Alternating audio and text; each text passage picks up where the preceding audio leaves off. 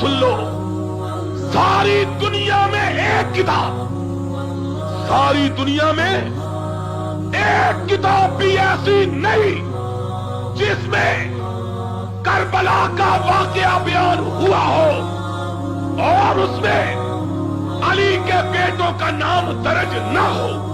मौलवी हर एक का नाम लेता है, अली के बेटों का नाम नहीं लेता। क्यों नहीं लेता?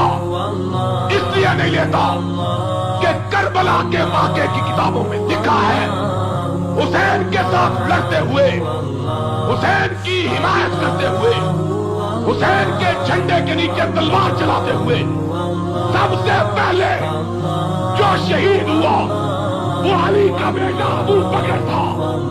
फिर जो शहीद हुआ वो अली का बेटा उमर था।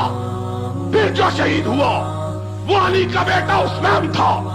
नाम इसलिए नहीं लेते कि अगर अबू बकर, उमर और उस्मान के नाम आएंगे, सुनने वाले कहेंगे इनसे तो दुश्मनी थी, अली ने इनके नाम पे अपने बेटों के नाम क्यों रखे?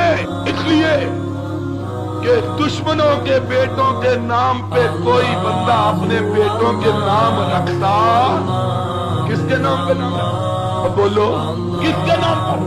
दोस्तों के बेटों पर पूछेगा, रोता हुआ होश में आ जाए, ये अबू बकर कहां से, ये उमर, ये उस्मान। फिर सबका नाम लेते हो, हसन के बेटों का नाम क्यों नहीं लेते? करबला के जो शहीद हुए उनमें हसन का बेटा अबू बकर था, हसन का बेटा उमर था, हसन का बेटा उस्मान था। सबके नाम लेते हो, असगर, अकबर, ये तुमने नाम रखे।